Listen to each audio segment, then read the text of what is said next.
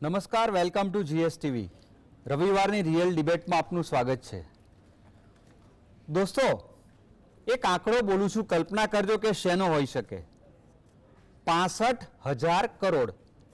ફરીથી 6500 નહીં, 65,000 કરોડ. આ કોઈ નાના દેશનું આખા વર્ષનું રાષ્ટ્રીય બજેટનો આંકડો હોઈ શકે, કોઈ મોટા ભારતના રાજ્યનો વાર્ષિક બજેટનો આંકડો હોઈ શકે, કદાચ એક મહિનાના આખા ભારતના જીએસટીના કલેક્શનનો આંકડો હોઈ શકે, ઇન્કમ ટેક્સના ડાયરેક્ટ અથવા ઇનડાયરેક્ટ કલેક્શન ટેક્સનો આંકડો હોઈ શકે, કે પછી ભારતના ટોચના 10 પૈકીના એક ઇન્ડસ્ટ્રીયાલિસ્ટની વર્થનો આ આંકડો હોઈ શકે. સામાન્ય આંકડો નથી ને. 65,000 કરોડ. બોસ, આ આંકડો આખા ભારતમાં ચારે બાજુ પાથરી દેવાયેલા હજારો ટોલ ટેક્સ ઉપર તમારી મારી સૌની ગાડીને ઊભી રાખીને જે કલેક્શન કરવામાં આવે છે હવે ફાસ્ટેગથી, એના એક વર્ષના આ વર્ષના કલેક્શનનો આંકડો છે 65,000 કરોડ.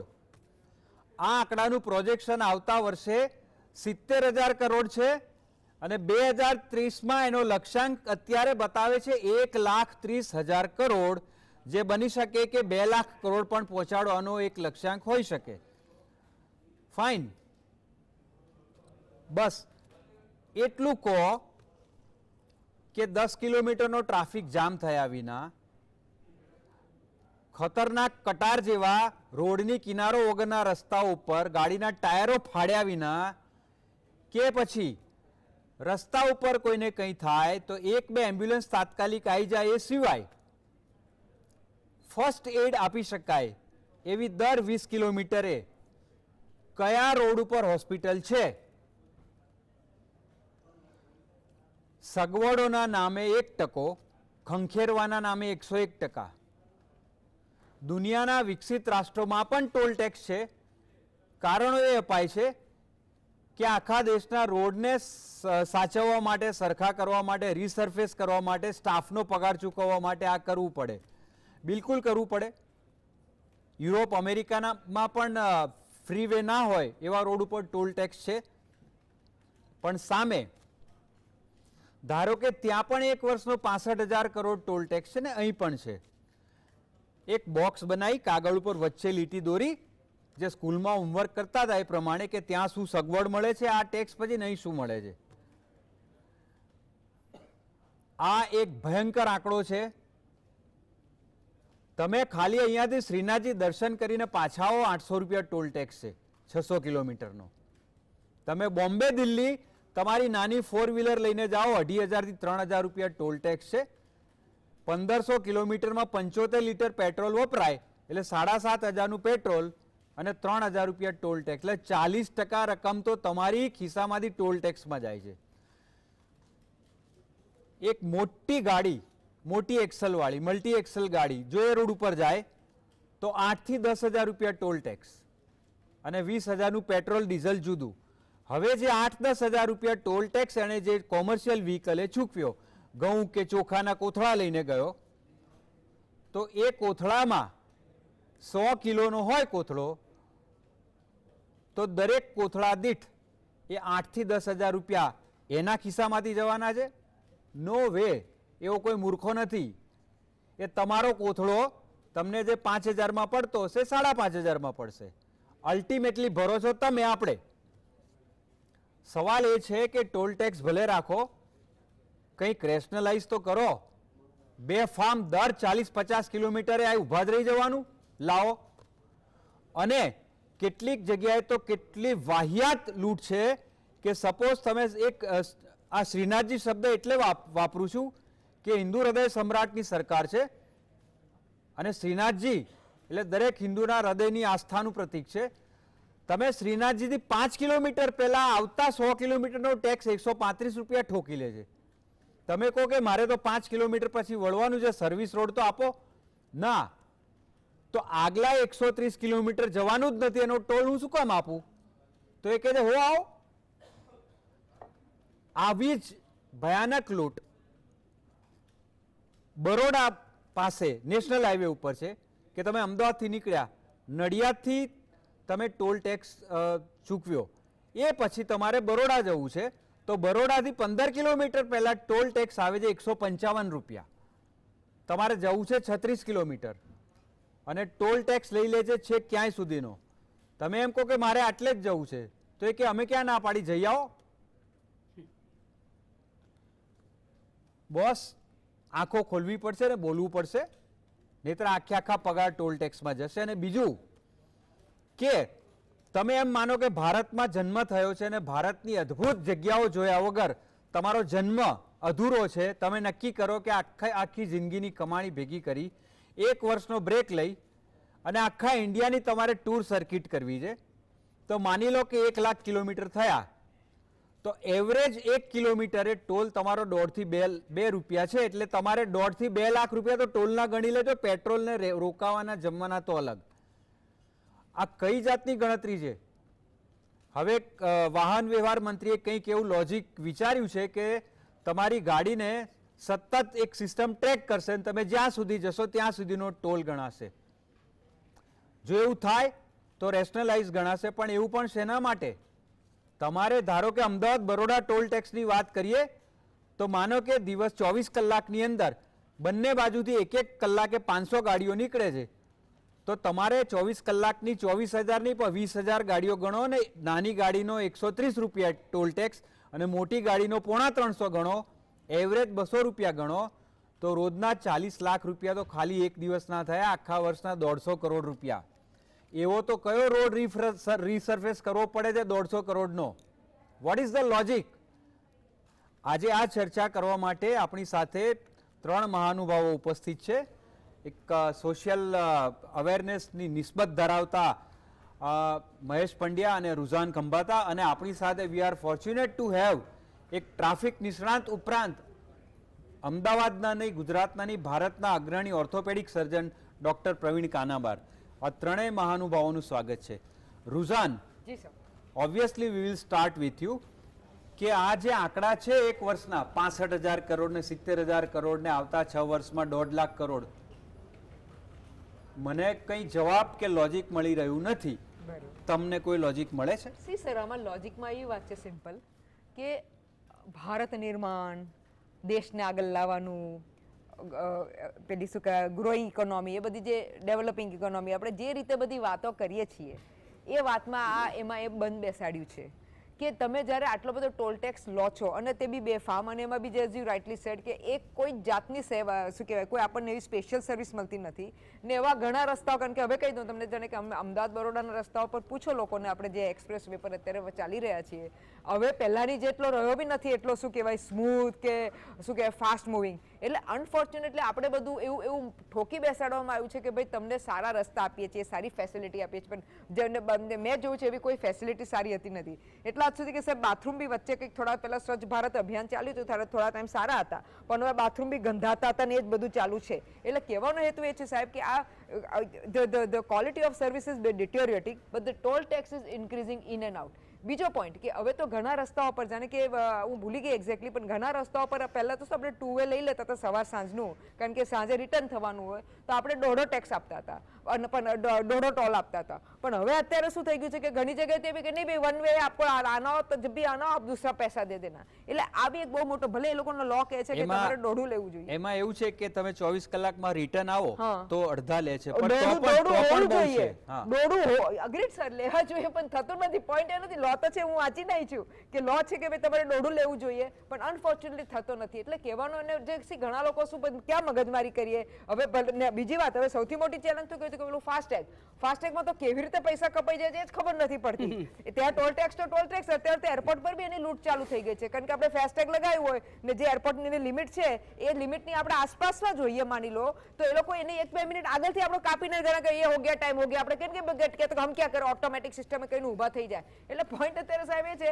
કે બેફામ રીતે ચાલી રહ્યું છે અને અનફોર્ચ્યુનેટલી આપણે બધા તો શું પેલું દેશ બચાવવાનું છે એટલે આપણે ત્યાં દેશ બચાવવા પર પડ્યા છીએ ને એટલે આપણે આપણા ગજવે લૂંટાઈ ગયા છે. એ વાત સાચી છે. જી કાનાબાર સાહેબ, હમણાં છેલ્લા 2-3 વર્ષમાં આટલો બધો ટોલ ટેક્સ લીધા પછી પણ હાઈવે ઉપર ઘણા બધા રસ્તાઓની હાલત એવી છે. અને બીજું કે એક ટ્રાફિક નિષ્ણાત તરીકે આપ એગ્રી કરશો કે ગાડી હાઈવે ઉપર 100થી 120ની સ્પીડે જતી હોય એક્સપ્રેસ વે ઉપર, એમાં કોઈ જગ્યાએ માત્ર 3 ફૂટનો પણ જો ઢોળાવ કે ટેકરો આવે અચાનક તો ગાડી 3 ફૂટ કૂદી શકે છે અને પછડાય ત્યારે એનું બેલેન્સ કેટલું અઘરું છે. એટલે બેક પેઇનથી લઈને કેટલાય પ્રશ્નો ઊભા થઈ ગયા છે. તમારી વાત બહુ મુદ્દાની અને બહુ સાચી છે. આપણે અમદાવાદ વડોદરા હાઈવે પર જઈએ છીએ એક્સપ્રેસ વે પર, તો એ એટલા માટે જઈએ છીએ કે આપણને સારામાં સારો રસ્તો મળે કે જેથી કરીને આપણે સ્વસ્થતાથી અને ઝડપથી આપણે અમદાવાદથી વડોદરા જવું તો વડોદરા પહોંચી શકીએ અને કલાક 1.5 કલાકની અંદર તો આપણે શાંતિથી પહોંચીએ એવું માનીને જઈએ છીએ. પણ હવે એ હાલત રહી નથી. હમણાં હું છેલ્લો જ્યારે વડોદરા ગયો, અમારી એક કોન્ફરન્સ હતી એની અંદર, તો જોયું કે રસ્તા જેવા જોઈએ એવા છે જ નહીં. લગભગ 10થી 15 કિલોમીટર અમે લોકો સામસામી ગાડીયાવાળા એક જ લેનમાં ચલાવતા હતા. મને સમજ નથી પડતી કે જો મારે એક લેનમાં ચલાવવાનું હોય અને એ 15થી 20 કિલોમીટર જો મારે એવી રીતે જવાનું થાય તો આ જે અમદાવાદ વડોદરા એક્સપ્રેસ હાઈવે છે એના પર હું શું કરવા આવ્યો, જ્યાં મારે ટેક્સ ભરવો પડ્યો. જે મને ટોલ ભરવાથી જે ફાયદા મળવા જોઈએ એ ફાયદા તો મને મળતા જ નથી. હું તો ઓર્થોપેડિક સર્જન છું અને જોઉં છું કે હવે રસ્તામાં ખાડાઓ તો જ્યાં જુઓ ત્યાં તમને મળે જ છે. આગળ જતો માણસ બમ દઈને બ્રેક મારે, તમને સમજણ નહીં પડે કે હવે તમે એમાં કેવી રીતે ઘૂસી જતા બચો. રસ્તા પર લોકોને ગાડી ચલાવવામાં હવે હાર્ડ શોલ્ડર પર બધા ઘૂસે છે. કેમ તો કે ભાઈ જવા માટે સરખો રસ્તો નથી અને આડાઅવળા ચલાવે છે. જે કંઈ નિયમો છે રસ્તાના, તો એ નિયમો સરખી રીતે ટોલ ભરેલા રોડ ઉપર તો સચવાવા જ જોઈએ. તો એને બદલે જેટલા વધારે નિયમો તૂટે તો એ રસ્તા પર વધારે તૂટે છે. મને ચોક્કસ ખબર નથી કે અમદાવાદ એક્સપ્રેસ હાઈવે પર વધારે અકસ્માતો થાય છે કે આપણા જૂના રોડ ઉપર વધારે અકસ્માત થાય છે. પણ સ્વાભાવિક છે કે એક્સપ્રેસ હાઈવે ઉપર વધારે અકસ્માત થશે હું ચોક્કસ માની લઉં છું. અને એટલા માટે માની લઉં છું કે ત્યાં કંઈ પણ જાતના કંટ્રોલ કે કંઈ પણ નથી. જે ડિરેક્શન કોઈ પણ ડ્રાઈવરને મળવી જોઈએ એ પૂરેપૂરી સરખી ડિરેક્શન મળતી નથી. કોઈ પણ જાતના કંટ્રોલ એ રૂટના ટ્રાફિક ઉપર હોય એવું ક્યારેય દેખાતું નથી.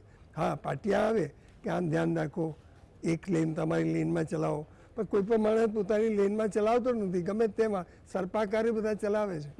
મોટા મોટા ખટારાઓ જે બધાને લેફ્ટ સાઈડ પર રહેવું જોઈએ કે જેથી કરીને. કાનાબાર સાહેબ, જી, કે આવા 100 કિલોમીટરનો એક રોડ આપણે એક્ઝામ્પલ તરીકે લઈએ, ત્યાં રસ્તામાં એને 20 વાર ગાડી કૂદી આવી રીતે અને પછડાઈ, તો ગાડીમાં બેઠેલી વ્યક્તિઓને એના જોઈન્ટ્સથી લઈ અને કરોડરજ્જુથી લઈ અને સ્નાયુઓથી લઈને કઈ કઈ તકલીફો થઈ શકે? સૌથી મુખ્ય તકલીફો જે થતી હોય છે આ રોડના ઝટકાઓના લીધે તે ફ્રેક્ચર સ્પાઇન થાય, compression fracture spine.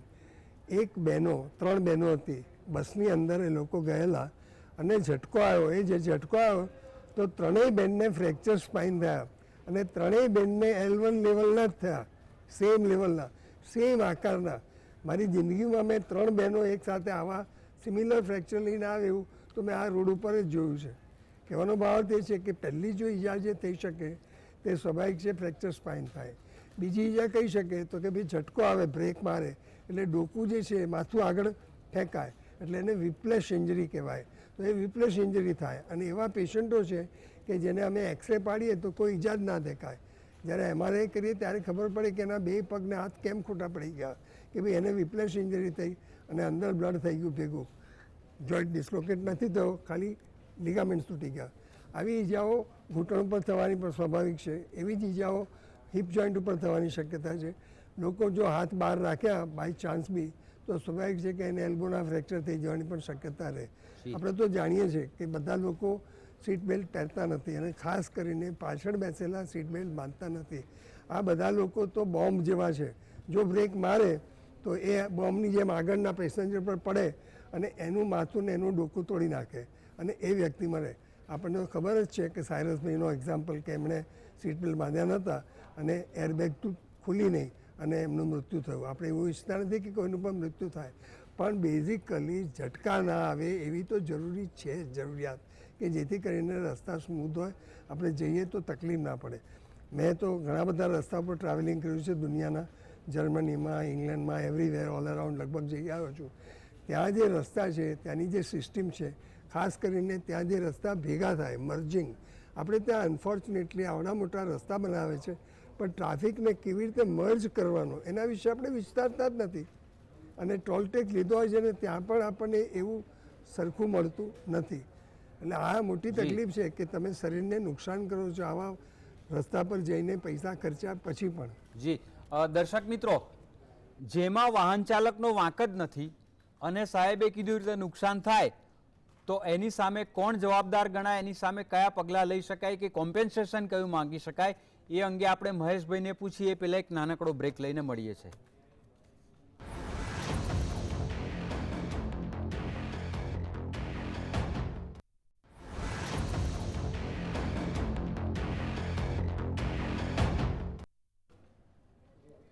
Welcome back દર્શક મિત્રો.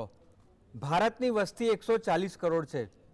માની લો કે એમાંથી 10% લોકો પાસે ગાડીઓ છે તો બહુ અદ્ભુત આંકડો છે. એટલી છે નહીં. આપણે આઈડિયલી 5% ગણીને ચાલો તો 7 કરોડ લોકો પાસે ગાડીઓ છે અને 65,000 કરોડ ટોલ ટેક્સ. તમને ખબર છે કે વર્ષમાં એક પોતાની પ્રાઇવેટ ગાડીવાળો માણસ પોતાના શહેરમાં નોકરી કરવા માટે કે બીજે ફરવા માટે જે ફરતો હોય, પણ એવરેજ મિનિમમ વર્ષમાં 5 થી 7 નાની મોટી ટૂર હાઈવે ઉપર કરે છે. એટલે માની લો કે કશું જ ના કર્યું તો એક વર્ષમાં એણે ખાલી 5,000 કિલોમીટર હાઈવે ઉપર ટ્રાવેલ કરી ફેમિલી સાથે, તો પ્રતિ કિલોમીટર 1.5 થી 2 રૂપિયાનો ટોલ ટેક્સ ગણો તો 7.5 થી 10,000 રૂપિયા ગાડીવાળો એક માણસ વર્ષે ટોલ ટેક્સ ભરે છે.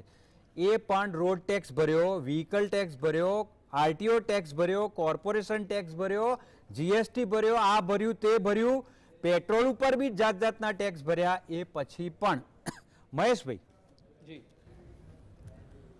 આવી રીતે ભયંકર રીતે ખંખેરાયા પછી પણ, આવો ટોલ ટેક્સ ભર્યા પછી પણ એના વાંક વગર આવા ભયંકર, જે હમણાં એક થયું કે બરોડા અને ભરૂચ વચ્ચે જે રોડની જે ખતરનાક અણીદાર રોડના લીધે 5-6 ટાયરના ગાડીના ટાયર ફાટી ગયા તો માણસો બચી ગયા નસીબ હતા તો, એવું નુકસાન થાય. ધ ક્વેશ્ચન ઇઝ કે જેમાં એનો વાંક જ નથી તો જે જવાબદાર તંત્ર છે, national highway authority of India કે સરકાર, રાજ્ય સરકાર કે કેન્દ્ર સરકાર, એ કોમ્પેન્સેશન માટે જવાબદાર ગણાય અથવા તો જેને નુકસાન થયું શું કરી શકે? આમ તો સીધી રીતે ભારતના કાયદા પ્રમાણે કેન્દ્ર સરકાર કે રાજ્ય સરકારે હાથ ખંખેર્યા છે. આમ તો કોઈ કશા માટે જવાબદાર છે જ નહીં. ઇન્સ્યોરન્સ કંપનીઓ બનાવી છે અને તમારે ઇન્સ્યોરન્સ લેવા તમે પડે. નીકળ્યા શું કરો? અને ઇન્સ્યોરન્સ ના હોય તો તમને આરટીઓને પણ સજા કરે, આ બધું કરે. એટલે તમારે ક્યાં અકસ્માત થયો તો તમારે ઇન્સ્યોરન્સ હોય એટલે તમારી કંપની જોડે તમારે લેવું પડે. પણ આ સુધારવાની બહુ જ જરૂર છે, કારણ કે રોડની ક્વોલિટી ખરાબ છે, રોડમાં ભ્રષ્ટાચાર થયો છે. એટલે 2 પદ્ધતિ છે, બોટ અને બૂટ, બિલ્ડિંગ, ઓપરેટ અને ટ્રાન્સફર. અને બિલ્ડ, ઓપરેટ, ઓન, ટ્રાન્સફર. એટલે સરકારોએ હાથ ખંખેરી નાખ્યા છે અને બધું જ આ બિલ્ડરોને જે રોડ બનાવે છે એને સોંપી દીધું કે તમે રોડ બનાવો, તમે મેન્ટેન કરો અને તમે ટેક્સ લઈ જાઓ. આ કોન્ટ્રાક્ટરોને જે તમે 65,000 કરોડ રૂપિયાની જે મોટી ફિગર આપી, એ આ મુદ્દો છે. એટલે પબ્લિક પ્રાઇવેટ પાર્ટનરશિપના નામે આ ઘીકીયા છે. એટલે પેલો કશું જ ના કરે. જેમ કાનાબાર સાહેબે કહ્યું કે એ 20 કિલોમીટર સુધીનો સિંગલ પટ્ટી હોય તો ક્યાંય સરફેસ કરી રહ્યો છે અને ત્યાં અકસ્માત થવાના બહુ ચાન્સીસ છે. તો હુ ઇઝ ધ રિસ્પોન્સિબલ? એટલે ખરેખર તો જે આ બોટ કે બૂટ સિસ્ટમથી જે ચલાવે છે contractor, he is a responsible to make this an accident. પણ એવું નથી બનતું. એ તમારે ઇન્સ્યોરન્સ કંપની પાસે જ જવું પડે છે. ખરેખર તો એની જવાબદારી એની જ થાય. મને યાદ છે કે આજથી 7-8 વર્ષ પહેલાં મુંબઈના રસ્તાઓ ખરાબ થયા તો મહારાષ્ટ્રની હાઈકોર્ટે એમ કહેલું કે તમે ટેક્સ શું કામ ભરો છો? કોર્પોરેશનના ટેક્સ ભરવાનું બંધ કરી દો તો જ સરકાર સુધરશે. અહીંયા પણ ગુજરાતની હાઈકોર્ટે લાલ આંખ કરી છે કે આટલા ખાડાઓ હોવા છતાં તમે ટેક્સ ભરો છો અને તમારા સ્કૂટરમાં પડી જાઓ છો, અકસ્માત થાય છે અને તમે ડૉક્ટરો જોડે જાઓ એટલે સ્વાભાવિક છે કે તમારી એની ચાર્જ લાગે. અને મહેશભાઈ સોરી, બીજું એક એવું હતું પહેલા કે તમારે આટલો ટોલ ટેક્સ ભરવા માટે અને ખાસ કરીને ફાસ્ટેગ લાગી ગયા પછી લાઈન ના લાગવી જોઈએ અને 3 મિનિટથી વધારે થાય તો તમારે નહીં. આવી બધી કંઈક કાલ્પનિક વાતો હતી, લોકો એને સાચી માનતા હતા અને સરકારે કહી દીધું ખરેખર તમે આ સપનામાં રાતતા હતા, 3 મિનિટ થાય 15 મિનિટ થાય તમે નીકળ્યા એટલે ભરો. બિલકુલ, એટલે એ સપનાઓ તો બહુ જ બતાવે છે ને આપણે એમાં આવી જઈએ છીએ. પણ મારો મુદ્દો શું છે કે તમે જ્યારે બૂટ કે BOOT સિસ્ટમથી જાઓ છો તો તમે જે 65,000 કરોડનો આંકડો આપે એની જ વાત કરો છો. માનો કે તમે એ એક્સપ્રેસ હાઈવે બનાવ્યો પછી એનો ખર્ચો કેટલો થયો, એનું વ્યાજ કેટલું ભરો છો, તો તમે એ ડિસ્પ્લે મૂકો. એ જ્યારે રોડ શરૂ થાય છે, એટલે કે મુંબઈ અમદાવાદ હાઈવે છે, express highway, sorry Vadodara Ahmedabad highway છે, તો ડિસ્પ્લે મૂકો કે ભાઈ આ રોડ બનાવવામાં આટલો ખર્ચો થયો, આટલું વ્યાજ છે, એટલે આટલું આટલું ઘટતું જાય છે અને તમે બતાવો. અને એક સમય એવો આવે કે એ તમારો જે ટોલ ટેક્સ છે એ ઘટતો જાય, પણ એવું નથી થતું. તમે પહેલા દિવસથી એટલો જ લો છો ને વધતો જાય છે, ઘટતો નથી થતો. આ બહુ મોટામાં મોટી ભૂલ છે, કારણ કે તમે સીધું નેક્સસ છે સરકારના મંત્રીઓ અધિકારીઓ એની સાથે. મહેશભાઈ તમે સરસ વાત કરી, મને થોડું લાઇટ રીતે હસવું આવ્યું. જી કાનાબાર સાહેબ, જી કે ભારતમાં ફ્રીડમ ફાઇટર તરીકેના જે લોકોને લાભ મળે છે એમની સંખ્યા વર્ષો વર્ષ ઘટે કે વધે? ઘટે, કારણ કે ઉંમર વધવા માંડ્યા છે અચાનક. કેવી રીતે વધે? અચાનક યાદ આવ્યું કે હું 2 વર્ષનો હતો ને મેં ધાબા ઉપરથી ગોળીનો અવાજ સાંભળ્યો એટલે મારે દાવો કરવો જોઈએ કે હું ફ્રીડમ ફાઇટર હતો. Yes please. હા, એટલે એ જે સિસ્ટમ છે કે તમે જે PPP મોડેલ અપનાવ્યું છે, બિલ્ડિંગ ઓપરેટ અને એ સિસ્ટમ, તો તમારો ખર્ચો પૂરો થાય એટલા માટે ટોલ ટેક્સ ઉઘરાવવામાં આવે છે. પણ ટોલ ટેક્સ ઘટવો જોઈએ, એની જગ્યાએ ટોલ ટેક્સ તો વધતો જાય છે. એટલે પારદર્શિતા હોવી જોઈએ અને લોકોએ માંગણી કરવી જોઈએ કે આવા રોડ જ્યારે બને છે, રોડ બને છે કે મેટ્રો બને છે, તો ડિસ્પ્લે મૂકવા જોઈએ તો લોકોને ખબર પડે કે એમાં કેટલો ભરણ થયું કે ના થયું. મારી બીજી વાત કરવી છે, ટોલ ટેક્સ સિવાય કે જેનો ટોલ ટેક્સ માફ થઈ ગયો છે એવા કેટલાય જકાત નાકાઓ, આપણે વાસણાનું જકાત નાકું હતું, એમાં ગેરકાયદેસર રીતે ઘણા વર્ષો સુધી ટોલ ઉઘરાયો. આ મેટર હાઈકોર્ટમાં પહોંચી તે પછી પણ ચાલુ હતો. એટલે સરકારની રહેમ નજર નીચે આ સાંઠગાંઠથી નેક્સસથી આ બધું ચાલે છે. એટલે આ પણ મુદ્દો એક છે. રુઝાન, મારે એ પૂછવું છે કે તમે you are an avid world traveller, તમે ઘણા બધા દેશોમાં ટૂર માટે લોંગ સર્કિટ લીધેલી છે, thousands of kilometre. The question is why I M telling you this, કે આપણે અત્યારે ટોલ ટેક્સના હિસાબે ગણવા જાઓ તો 1 લીટર પેટ્રોલ કે 1 ડીઝલ લીટરે કિલોમીટરે 20ની એવરેજ ગણો તો આપણે લગભગ 1 કિલોમીટરે 1.5 થી 2 રૂપિયા ટોલ ટેક્સ લાગે છે. એટલે આપણું પેટ્રોલ કે ડીઝલ 1 લીટરે 30 રૂપિયા હાઈવે ઉપર વધી જાય છે. એટલે ભલે અહીંયા 102 રૂપિયા, હાઈવે ઉપર 130 રૂપિયા ગણી લેવાના ઇનડિરેક્ટલી. ધ ક્વેશ્ચન ઇઝ કે આ ભર્યા પછી now you tell us the difference, કે તમે હવે આ સવાલ એટલા માટે આવે છે કે આપણે હવે બહુ વિકસિત રાષ્ટ્ર ગણીએ છીએ. એવું 2 વર્ષ પહેલા એવું કંઈક હતું કે ઇંગ્લેન્ડની ઇકોનોમીને પછાડી અને કાર્ટૂન એવા આવ્યા હતા કે દિલ્હીમાં ઇન્ડિયા ગેટ પાસે બ્રિટનના નાગરિકો છાલિયું લઈને ભીખ માંગી રહ્યા છે ભારતીયો પાસે. એટલે આપણે હવે ત્યાં છીએ.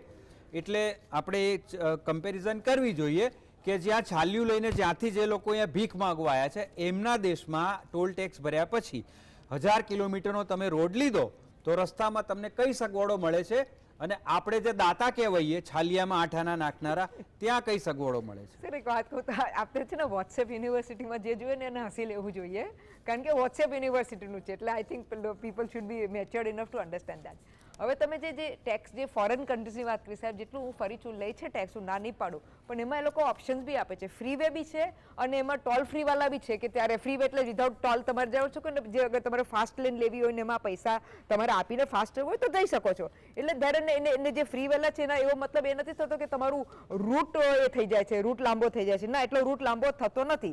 એટલે what I am trying to convey here is that કે ultimately there is an option, ત્યારે લોકો લઈ શકે છે, પણ અનફોર્ચ્યુનેટલી આપણા દેશમાં એવા કોઈ ઓપ્શન નથી. આપણા દેશમાં તો ઉલટું જે છે ને પેલી કહેવાય ને કે વચ્ચે આઈ એમ વેરી સરપ્રાઇઝ, ભલે આપણને બધા ગડકરી સાહેબ બહુ સારા મિનિસ્ટરો, આમ એ બધી વાર્તા બહુ સરસ કરે છે, કોઈ ડાઉટ નથી.